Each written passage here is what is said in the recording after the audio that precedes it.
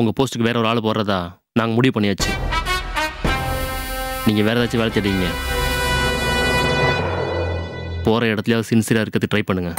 நான் இன்னொரு வேலை தேடிக்கிறதும் அங்கே சின்சியராக உழைக்கிறதும் பெரிய விஷயம் இல்லை சார். ஆனால் நம்ம ஸ்கூல் ரெக்கார்ட்ஸில் என் மேலே விழுந்த பிளாக் மார்க் அப்படியே தானே சார் இருக்கும். அதை சரி பண்ணாம இன்னொரு இடத்துல நல்ல பேர் வாங்கி என்ன சார் பிரயோஜனம்? எந்த இடத்துல நான் துரோகி பாபின்னு அவமானப்பட்டனோ அதே இடத்துல நல்லவன் உத்தமன்னு பேர் வாங்கணும்னு ஆசைப்படுறேன் சார். நான் முழுசா திருந்திட்டேன்னு எல்லாத்துக்கும் புரிய வைக்கணும்னு துடிக்கிறேன் சார். நீங்க மனசு வச்சாதான் சார் இதெல்லாம் நடக்கும். நீங்கள் ரியலைஸ் பண்ணி பேசுகிறீங்களா இல்லை என்னை ஏமாற்ற பார்க்குறீங்களான்னு எனக்கு தெரியல. ஆனால் நான் உங்களுக்கு இன்னொரு சான்ஸ் கொடுக்கறது தப்பான முன்னுதாரணம் ஆகிடும். தப்பு செஞ்சவங்க திரும்பி வாழணும் தான் திரும்பி ஒரு சந்தர்ப்பம் கொடுக்குறோம். ஆனால் நிறைய பேர் திரும்பவும் தப்பு செய்ய தான் சந்தர்ப்பத்தை யூஸ் பண்ணிக்கிறாங்க. உங்கள் விஷயத்தில் அப்படி நடக்காதுங்கிறதுக்கு என்ன உத்தரவாதம் இருக்குது? வேலை செய்யற இடத்துக்கு துரோகம் பண்ணக்கூடாது, உண்மையா இருக்கணும்னு அக்ரிமெண்ட்ல எழுதியிருப்பீங்க. வேலையில சேர்றப்போ அதெல்லாம் படிச்சு பார்க்காம தானே சார் நாங்க கையெழுத்து போடுறோம். ஆனா இப்போ கடைசி வரைக்கும் நான் உங்களுக்கு உண்மையா இருப்பேன்னு என் கையாலேயே எழுதி கையெழுத்து போட்டு கொடுக்குறேன் சார். தயவு செஞ்சு என்ன நம்புங்க சார். கடைசியா எனக்கு ஒரு சான்ஸ் கொடுங்க சார். இல்லைன்னா செத்து போறதை தவிர எனக்கு வேற வழியே இல்லை சார். நீங்க திரும்ப திரும்ப அந்த வார்த்தையை சொல்லிட்டு இருக்காதீங்க. நீங்க திருந்திட்டீங்கன்னா அதை வாழ்ந்துதான் நிரூபிக்கணும். தற்கொலை பண்ணிட்டு சாகிறதால எந்த யூஸும் இல்லை.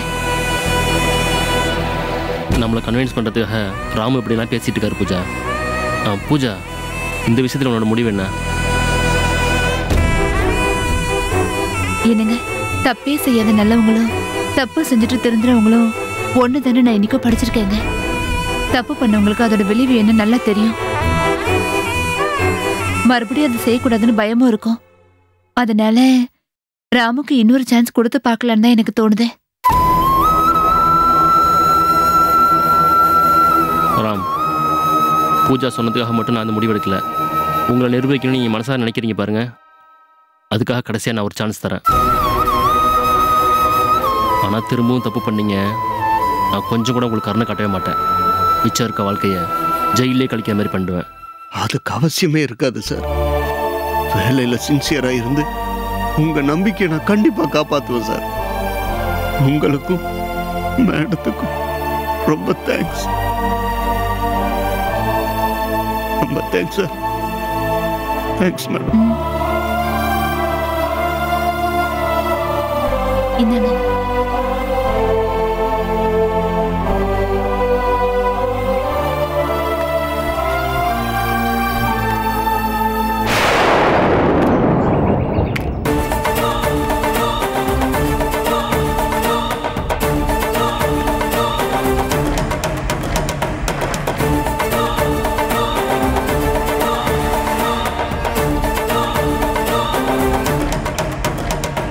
ஹேய் அறிவழகா, நீ என்னடா என்ன ஜெயிலுக்கு அனுப்புறது? உன்னை ஒரே அடிய மேல அனுப்பி வைக்கிறதுக்கு தான்டா மறுபடியும் உங்ககிட்ட வேலைக்கு சேர்ந்தேன். ஸ்கூல் மணியை கேட்டுக்கிட்டு இருந்த உனக்கு சீக்கிரமாவே சாவு மணி அடிக்கிறேன்டா.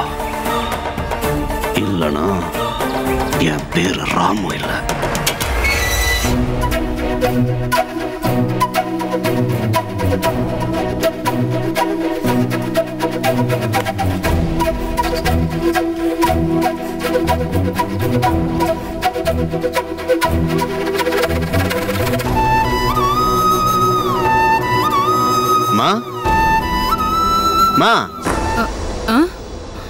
என்னம்மா பகல்லே கனவு கண்டுட்டு இருக்கியா?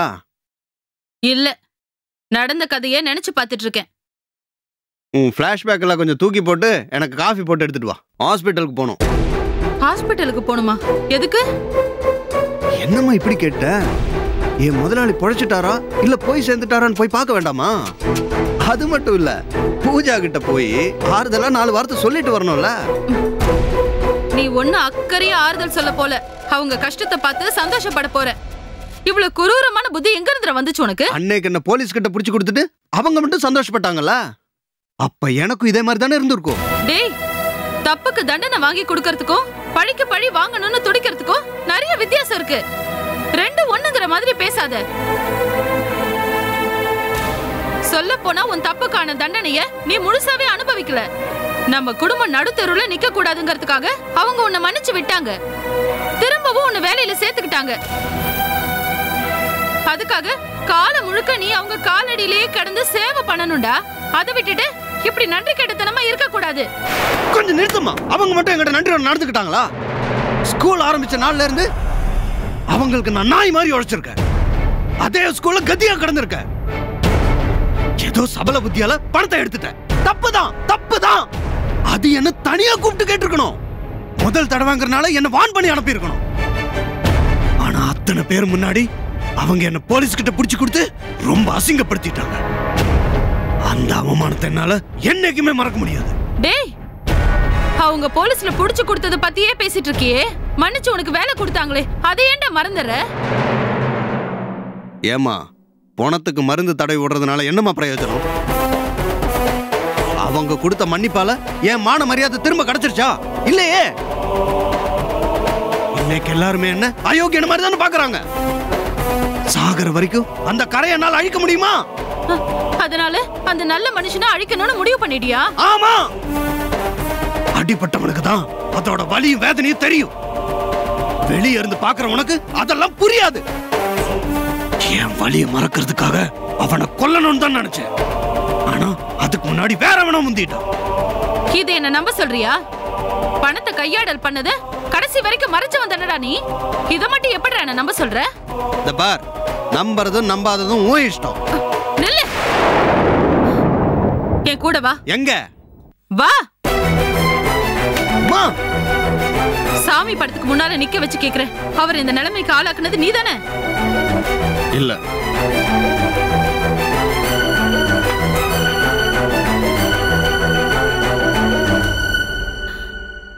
அப்ப கற்பூரத்தை அடிச்சு சத்தியம் பண்ணு. ஏமா, என் வார்த்தையில உனக்கு நம்பிக்கையே இல்லையா?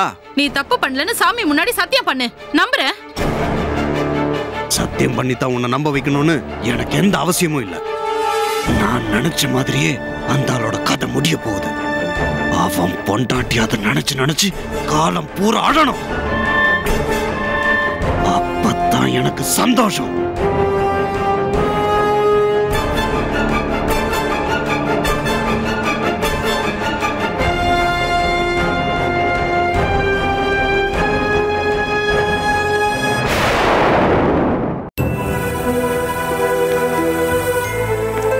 நீ இப்படி செய்வன்னு நான் நினைக்கவே இல்லை ரிஷி.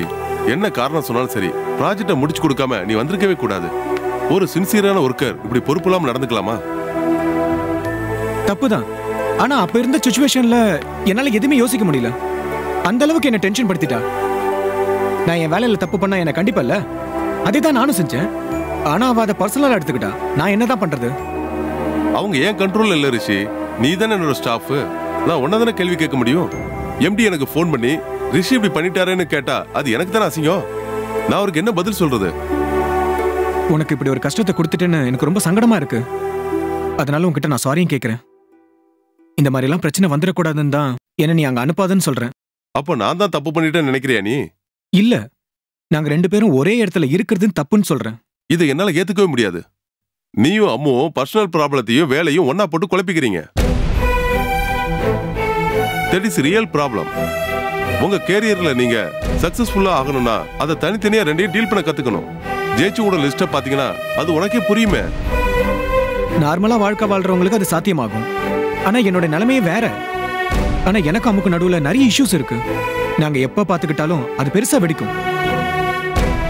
ஆபீஸ் அட்மாஸ்பியர்ல இருந்தாலும் எல்லாத்தையும் கழட்டி வச்சுட்டு தனித்தனியா இருந்துட முடியாது.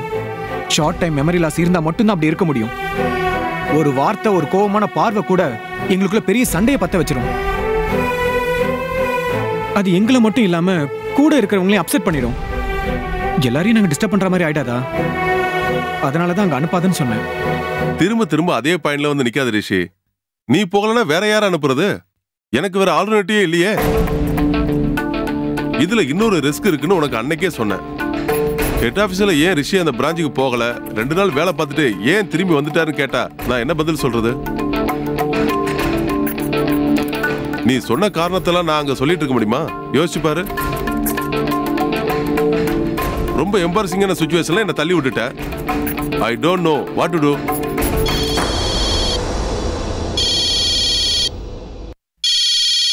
எம்டி தான் கூப்பிடுறாரு. Hello sir. நடந்த விஷயத்தை கேள்விப்பட்டீங்களா சுகுமார்? ரிஷி சொன்னார் சார். ஓ, அங்க வந்து ரிப்போர்ட் பண்ணிட்டு இருக்காரா?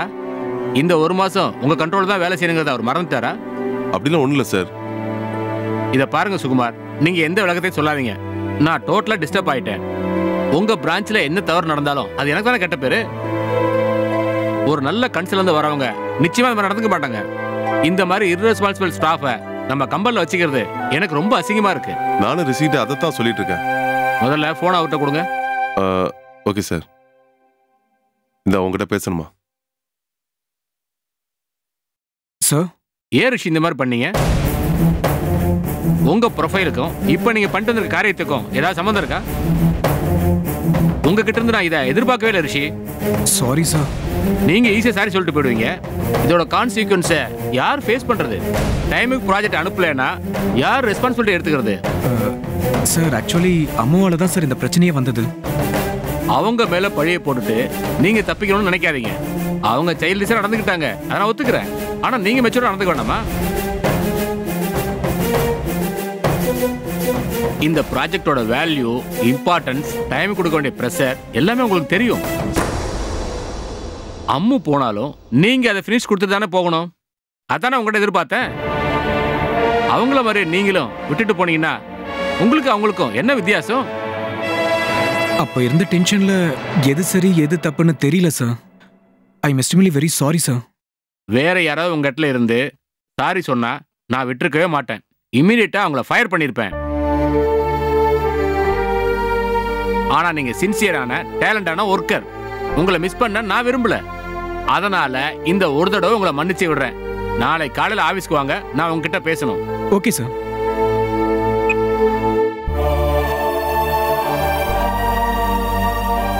என்ன ரிஷி சார் என்ன சொன்னாரு?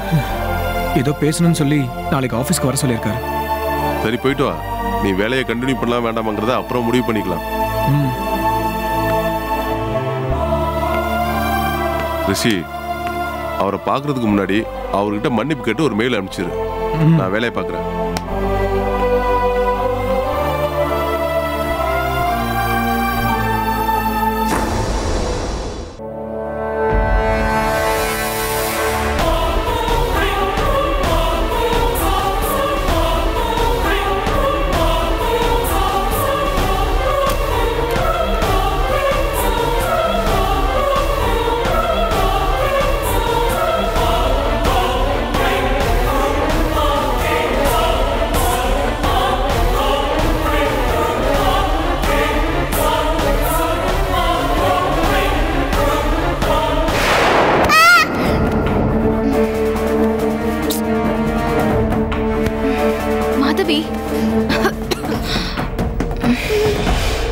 என்னாச்சுமா? என்னாச்சு? உன்னதான் கேக்குற, என்ன ஆச்சு? ஏன் இப்படி அலர்ன?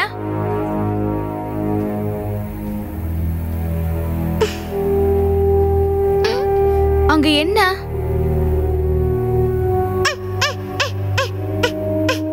என்ன பண்ற? என்ன சொல்ற? எனக்கு ஒண்ணு புரியல. வாயை திறந்து பேச. ஏன் பேச மாட்டேங்கிற மாதவி?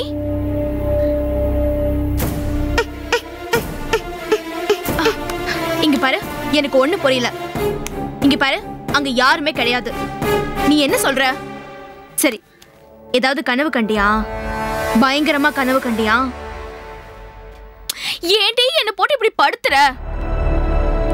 சரி, இங்க பாரு, நீ ஏதோ கெட்ட கனவு கண்டு பயந்துருக்க. அம்மா தான் பக்கத்துல இருக்கேன்ல, சரியா? ஒண்ணு ஆகாது, நீ பயப்படாம தூங்கு. அம்மா போய் உனக்கு விபூதி எடுத்துட்டு வந்துடுறேன். விபூதி வச்சுக்கிட்டா பயமே இருக்காது. நிம்மதியா தூக்கம் வரும். ஓகே.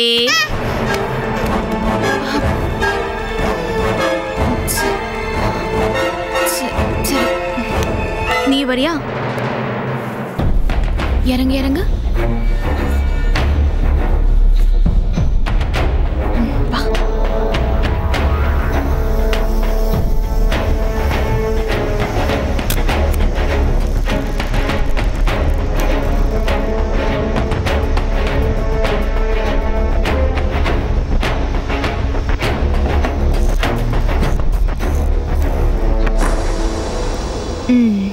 அம்மா உனக்கு விபூதி வச்சு விடுறேன்.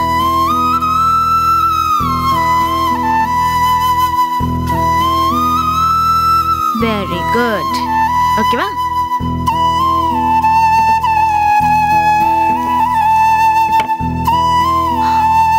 ஓகே ஓகே ஓகேம்மா. போ போ போ போ போய் சமத்தா தூங்கணும்.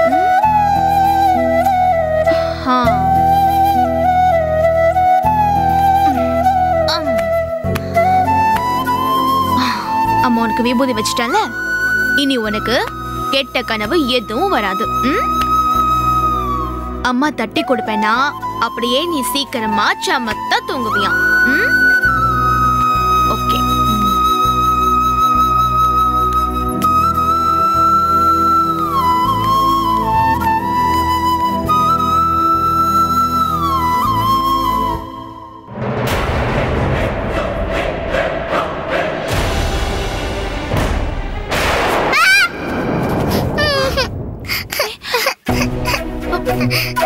மாதவி, மாதவி ஏன் அழுற?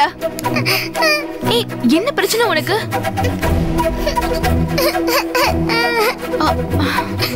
ஏய் அழாத ப்ளீஸ். இங்க பாரு, அம்மா இருக்கிறப்போ ஏன் பயப்படுற? சரி, நீ படுத்து தூங்குறியா?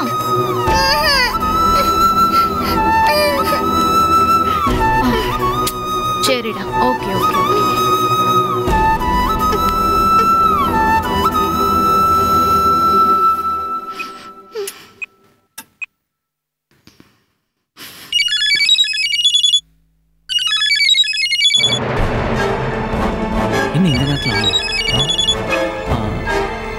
ஹலோ, சொல்லுங்க அம்மு.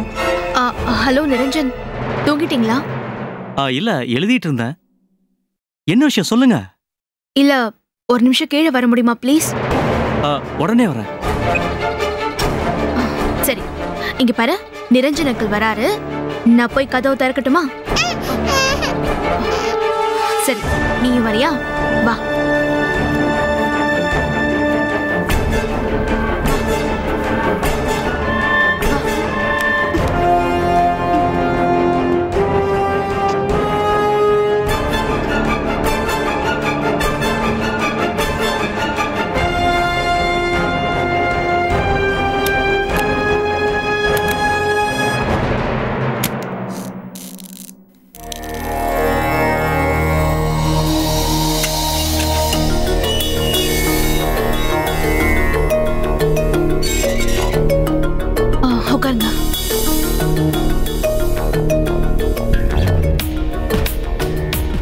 நிரஞ்சன், உங்களை இந்த நேரத்துல தொந்தரவு பண்ணிருக்க கூடாது.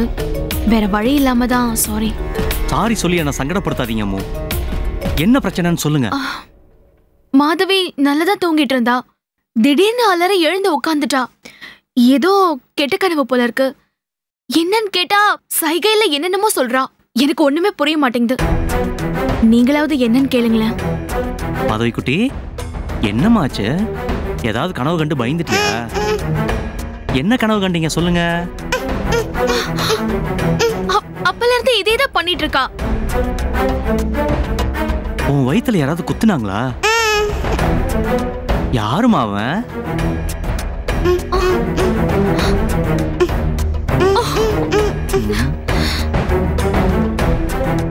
சரி, அவன் யாரா இருந்தாலும் என்னையும் அம்மாவையும் மீறி உள்ள வரவே முடியாது. நீங்க நிம்மதியா தூங்குங்க. உங்க பக்கத்துல நானும் அம்மாவும் இருக்கோம்ல, எங்களை தாண்டி யாரும் வர முடியாது. இப்ப நீங்க நிம்மதியா தூங்குங்க. நாங்க 2 பேரும் உங்களை விட்டுட்டு எங்கேயும் போக மாட்டோம். உன் கூடவே தான் இருப்போம். சமத்தா தூங்கணும் என்ன? நீ பயப்படக்கூடாதுன்னு தான் வாசல்லையே 2 ஆளை நிக்க வச்சுட்டு வந்திருக்கேன். யாராவது வந்தாலும் சோட்டா பீம் மாதிரி சண்டை போட்டு அவங்கள அடிச்சு விரட்டிடுவாங்க. நீ தூங்குடா செல்லம்.